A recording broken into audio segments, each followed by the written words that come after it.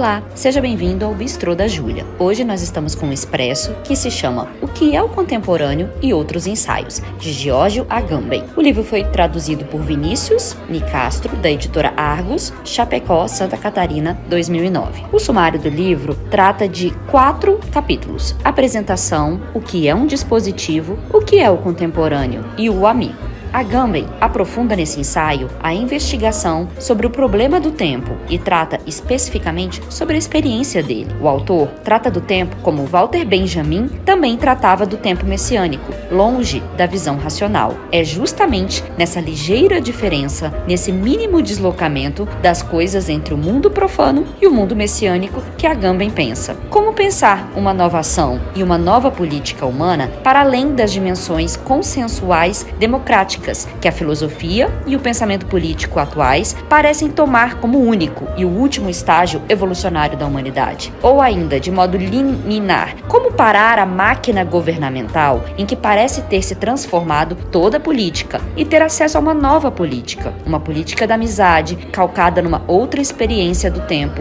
e capaz de nos expor às exigências de compartilhamento da existência, das quais não podemos nos esquivar. Para o filósofo italiano, o contemporâneo, que se pode entrever na temporalidade do presente, é sempre retorno que não cessa de se repetir. Portanto, nunca funda uma origem e, com isso, se aproxima da noção de poesia. Agamben, em O que é o Contemporâneo, recorre ao poema de 1923, intitulado O Século, do poeta russo Osip Mandelstam, para novamente anunciar sua tese de que a poesia define-se por ser retorno. A poesia, portanto, é sempre retorno, mas um retorno é adiamento, retenção e não nostalgia ou busca por uma origem. É um caminhar, mas não é um simples marchar para frente. É um passo suspenso. Para Agamben, a poesia é esse movimento de olhar para trás operado no poema e, portanto, um olhar para o não vivido no que é vivido. Tal como a vida do contemporâneo, o voltar-se para trás, suspender o passo, ver o escuro na luz, entrever um limiar inapreensível entre um ainda não e um não mais, e compreender a modernidade como imemorial e pré-histórica são algumas das fraturas, das cisões no tempo com os quais o sujeito, o poeta, tem que lidar. Ao ler o sujeito como resultado de processos de subjetivação, estes que são um corpo a corpo entre vivente e dispositivo, a proliferação dos dispositivos, a qual assistimos na atual fase do capitalismo, não correspondem processos de subjetivação, cujos resultados sejam sujeitos reais, mas tão somente espectros de sujeitos. Mas o que é um dispositivo? Dispositivo, para Foucault, é um conjunto de estratégias de relações de força que condicionam certos tipos de saber e por eles são condicionados. Dispositivo passa a ser qualquer coisa que tenha algum modo a capacidade de capturar,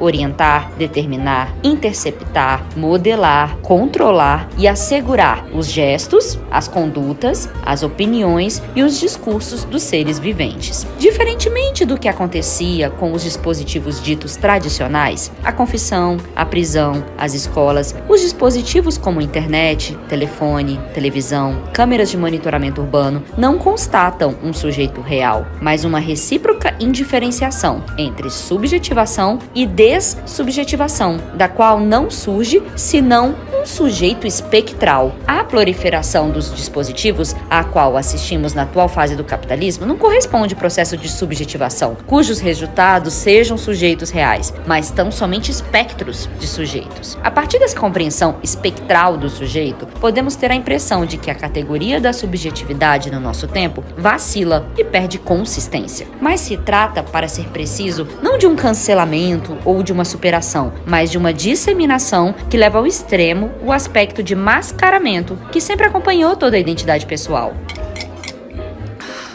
Nessa sensação de existir, insiste uma outra sensação, especificamente humana, que tem a forma de um consentir, a existência do amigo. A amizade é uma instância desse consentimento, da existência do amigo no sentimento da existência própria. Para Agamben, apenas aquele que experimenta a contemporaneidade consegue perceber que todos os tempos são obscuros. E, segundo ele, contemporâneo é justamente aquele que sabe ver essa obscuridade, que é capaz de escrever mergulhando a pena nas trevas do presente. Perceber no escuro do presente essa luz que procura nos alcançar, mas não pode fazê-lo. Isso significa ser contemporâneo. Por isso, os contemporâneos são raros. E por isso, ser contemporâneo é, antes de tudo, uma questão de coragem. Porque significa ser capaz, não apenas de manter fixo o olhar no escuro da época, mas também de perceber nesse escuro uma luz que, dirigida para nós, distancia-se infinitamente de nós. Ou ainda, ser pontual num compromisso ao qual se pode apenas faltar. A contemporaneidade possui particular relação também com o arcaico. Isso porque é preciso, para ser contemporâneo, enxergar no que há de mais recente os vestígios de sua origem. Pois, assim como a infância se faz presente e atuante na vida adulta, o passado, a origem, permanece ligado ao caminho da história, ao seu devir e agindo sobre ele. Aqueles que se dedicaram a pensar a contemporaneidade só puderam fazê-lo pois introduziram no tempo uma cisão, uma ruptura, retirando o presente da homogeneidade inerte do tempo linear, de forma a ter um olhar renovado diante da relação entre os tempos, como entre o arcaico e o atual. Quando o indivíduo consegue se referir ao seu tempo,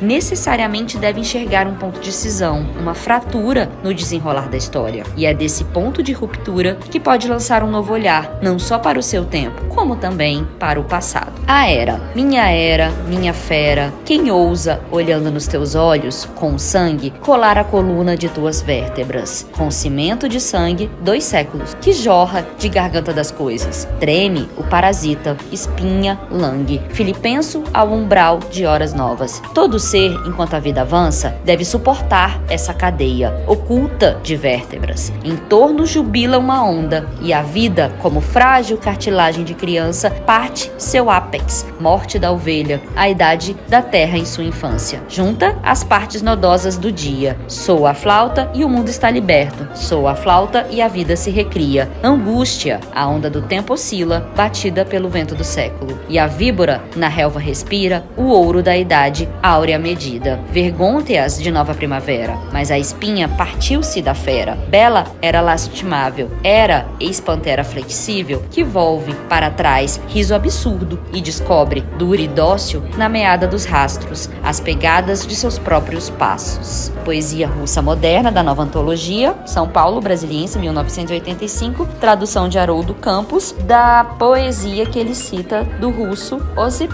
Mandelstam. Espero que vocês tenham gostado deste expresso especial. É um livro sugerido pelo professor Tiago Quiroga, tá? Para matéria de teorias do contemporâneo no doutorado de comunicação da UNB, mas é um livro base também para a história da arte contemporânea, enfim, indicado por muitos professores. É isso, muito obrigada, até a próxima!